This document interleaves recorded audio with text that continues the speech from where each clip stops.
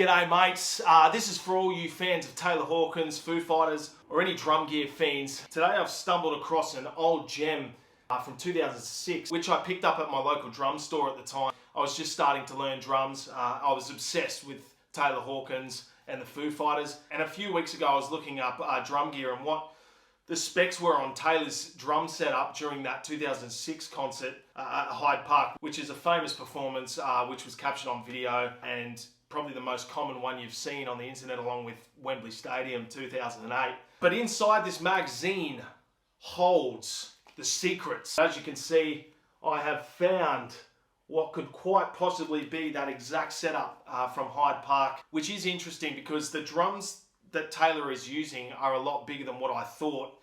Obviously because of distance, camera angles, I wasn't too sure the sizing of the shells and whatnot, but it's all here. So let's have a look at his setup. So he's using Tama drums at the time, Star Classic maple shells, and a brass snare, which I think he used brass snares throughout his whole career, even with Gretsch.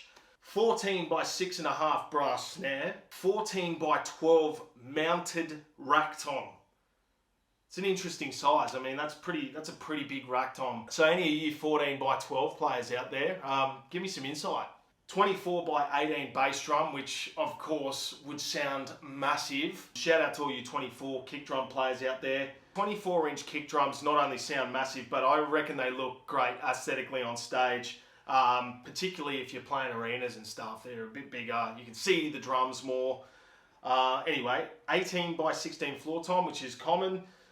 This one's an interesting one, which is a 20 by 16 gong bass tom. That's the one Taylor uses in a lot of solos. If you notice the first track they play on the 2006 concert at Hyde Park, In Your Honor, as he comes around that massive iconic fill and he ends on that gong tom. Sounds phenomenal. Huge sounding drum with some nice slap to it. Taylor also was a massive fan of Remo Roto toms. I think these things are f***ing cool.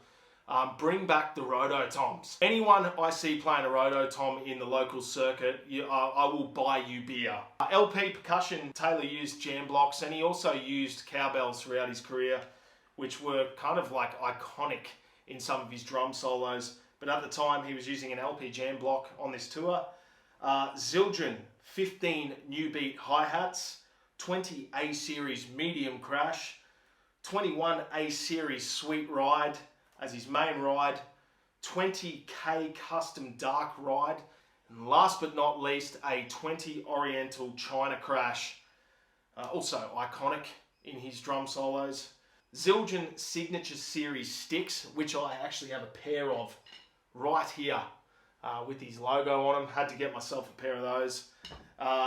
Remo heads, and also Iron Cobra pedals, Tama Iron Cobra pedals, which I hear are really solid. So yeah, great little rundown on Taylor's setup there. And I hope that's answered any curiosity or questions regarding that setup. What I found interesting, in this same magazine from 2006, Josh Freese was featured, and at the time he was playing Yamaha drums and Paiste cymbals. I think he's still using Paiste, but anyway, it's just kind of, yeah, freaky that they're featured in the same magazine. And shout out to Josh Freese, who since Taylor's passing is doing a great job on the drums for the Foo Fighters. Anyway, little Saturday gem dig. Kind of like doing this, might do it again. If I come across any other gems, I will share with you guys. But if you liked it, feel free to hang around, subscribe, do whatever you need to do, and have a great day. See ya.